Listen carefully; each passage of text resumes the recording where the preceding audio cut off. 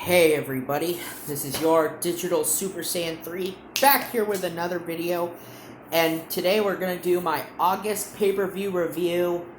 SummerSlam 1997 Hart and Soul took place August 3rd, 1997 in the Continental Airlines Arena in East Rutherford, New Jersey. On commentary, you got Jim Ross, Jerry the King Lawler, and Vince McMahon. So, I'm not going to get into these segments that were on the show, like the governor of New Jersey was made honorary World Wrestling Federation champion. Yes, she was made honorary World Wrestling Federation champion after the first match on this show. So that was pretty cool after her administration kicked the asses of taxes to bring the World Wrestling Federation back to New Jersey. The second thing I'm not going to mention is, yes, you have these contest winners trying to win $1 million by having to guess which key opens the casket with the money. And they were not successful at winning $1 million. So, our first match, we got a steel cage match, as you got Mankind taking on Hunter Hearst Helmsley, a.k.a. Triple H. So you got Foley and Triple H duking it out inside a steel cage. They had been feuding ever since the 1997 King of the Ring back in June, where Helmsley defeated Mankind in the finals of the King of the Ring. Then they had a match at the Canadian Stampede the following month in July. So this is it. You got a steel cage, you have Helmsley and Mankind inside the cage, and you got China on the outside, and yet the cage is supposed to keep China out and trying to keep China from interfering, but China still gets involved in this match, and both Mankind and Hunter Hearst Helmsley both used the steel cage to their advantage. They both used the cage very well in this match. Then you have Mankind doing a dive off the cage at the end of this match, and you have Mankind tearing off like the brown shirt part of his outfit, because this is when he wore the brown outfit. And Foley dived off the top of the cage, and the crowd chanted Superfly, and this match referenced Jimmy Snuka's legendary dive off the cage when he faced Don Morocco in Madison Square Garden in the steel cage. So, Mankind landed on Helmsley, and then Mankind got out of the cage, and yes, Mankind, after winning the cage, he would later switch personas to his Dude Love persona, because Dude Love was introduced during the summer of 1997 on Raw's War, where he helped Stone Cold Steve Austin win the World Tag Team Championships from the British Bulldog and Owen Hart. Next up, you got Brian Pillman taking on Goldust, where if Brian Pillman loses, he would be forced to wear a dress. I like this match. It was an interesting match from start to finish. It was nothing fancy, but Goldust got the victory, and Pillman the next night on Raw, while he was representing the Hart Foundation, if he did not beat Goldust, he would be forced to wear a dress. And yes, a lot of these stipulations came into play for certain matches that involved Hart Foundation members.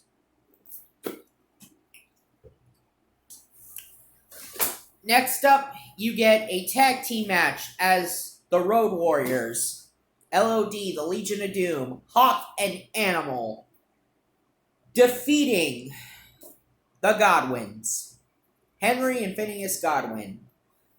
So, in a tag team match on Raw, the Road Warriors almost broke Henry Godwin's neck, and Henry and Phineas had been attacking the Legion of Doom, basically for this grudge match to happen. And yes, the Road Warriors confess it was an accident, but this led up to a match at SummerSlam between the two teams. The Road Warriors got the victory, and they remain undefeated for their SummerSlam streak, basically winning their third straight SummerSlam. It was an awesome match nonetheless, and the Road Warriors won thanks to a spike pile driver they do on Henry. I think it was Henry that got spike pile driven. Yeah, it was Henry that got spike pile driven. So next up, you got the British Bulldog taking on Ken Shamrock for the European Championship, where if the British Bulldog did not defeat Ken Shamrock, then he would be forced to eat dog food. And this was better than that crap between Roman Reigns and Baron Corbin. The dog food served a purpose in this match, and this match was a really solid match between Bulldog and Ken Shamrock. Of course, Bulldog, we would see him take part of the dog food out and throw it in Shamrock's face, causing Shamrock to get triggered, and he hit Bulldog in the head with the can, and of course, in the ring, he choked out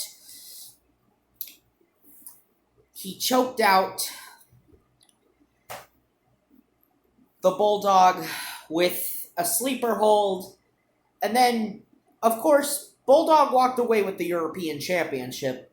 After all, he got himself disqualified. After all, there was the big disqualification that happened. But Shamrock lost his temper, and he took out referees. He beat up Pat Patterson. He beat up Gerald Briscoe. So yeah, Shamrock, he lost his fucking temper. Next up, we got a tag team grudge. We got one of the worst matches on this show. We got Los Boricuas. Savio Vega's Los Boricuas defeating Crush's DOA, the Disciples of Apocalypse. No one fucking cared about the DOA and Los Boricuas. They sucked ass when they were introduced in this year. I mean, in a year that has the NWO and later would have D-Generation X, no one really would care about the Disciples of Apocalypse or the goddamn Los Boricuas. And yeah, and this all came about because Farouk fired both Crush and Savio from the Nation of Domination. Why was I about to say Legion? From the Nation of Domination. And speaking of the Nation, they do get involved in this match. You see a Pearl River plunge happen, which Ahmed Johnson's a member of the Nation of Domination now, and they put Chains from the DOA in the ring, and he took the pinfall. Los Boricuas got the victory. So yeah, this match sucked. Nothing more to be said, and now we're going into our next match, and we get into Stone Cold Steve Austin taking on Owen Hart for the Intercontinental Championship.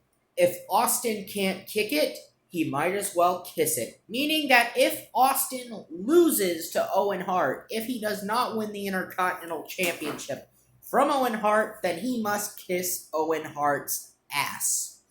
And this was the match that had the legendary pile driver on Austin, where it injured Austin's neck, and played a big part in why he would retire in 2003.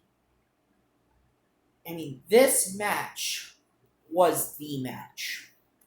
It was a great match nonetheless. Don't get me wrong, it wasn't bad, but I mean, had Owen Hart not pile-driven Austin,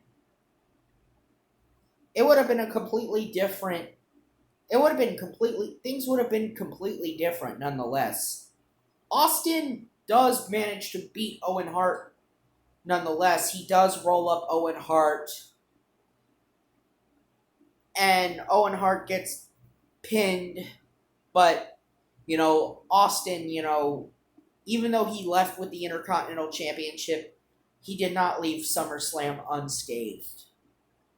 So next up, you got the main event for the WWF Championship, as you have the champion, The Undertaker, defending against Bret the Hitman Hart, with Shawn Michaels as the special guest referee.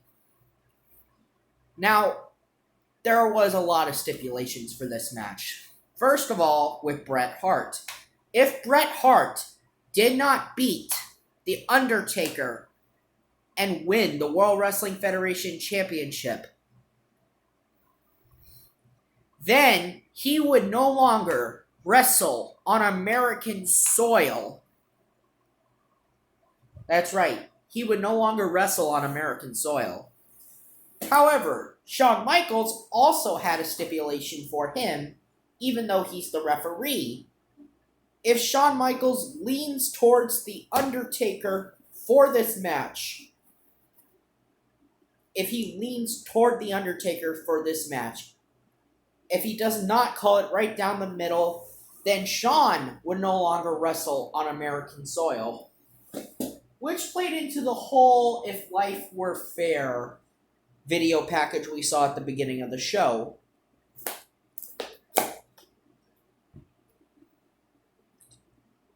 So, Bret came out first, and he had the Canadian National Anthem play after Bret came into the ring. Then Shawn came out, and then finally, the WWF Champion, The Undertaker, he came out, and man, this match was an awesome main event. You had Brian Pillman and Owen Hart come out during this match, to show some support for Bret, but they got ejected from ringside by Shawn after they got attacked by Taker.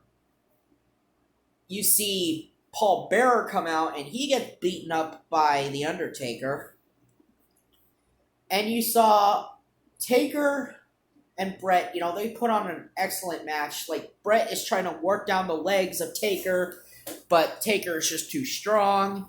And then Shawn and Bret, they were fighting over a steel chair after Bret used the steel chair on Undertaker. And then Shawn, the second time around, he took the chair away from Bret Hart. Then Bret spat in Shawn's face. Then Shawn attempts to hit Bret with the steel chair, but instead hits Taker instead. Bret goes for the 1, 2, 3, and Shawn is forced to make the count. Bret is the WWF champion for a 5th time, and it was cool that Bret actually got to win the WWF championship for one final time, and actually won his 5th and final WWF championship. But of course, since Bret was public enemy number 1 in the World Wrestling Federation, with his whole being the most hated man in America, of course the American fans booed the shit out of Bret, and they booed the shit out of Shawn after Shawn was the one who nailed Taker with the steel chair. This was, in terms, led up to Shawn and Taker's feud that fall. This is what leads up to Shawn and Taker's feud that fall. And, of course, so basically this show sets the tone of what we were going to see in the coming months in the Federation and what is to come. So yeah, this is where we get to see the big changes that the Federation is going to be going through. So, final thoughts. SummerSlam 1997 is definitely a must-watch for any person curious about wanting to watch some 1997 stuff. SummerSlam 1997 is a must-watch for all fans. Anyway, Coming in September is my Fall Brawl 1999 for WCW. That's right, September I'm going to do a WCW show. Anyway, this is your Digital Super Saiyan 3, and I'll see you next time. And also, I will be doing my Return of the Jedi review this month. See ya!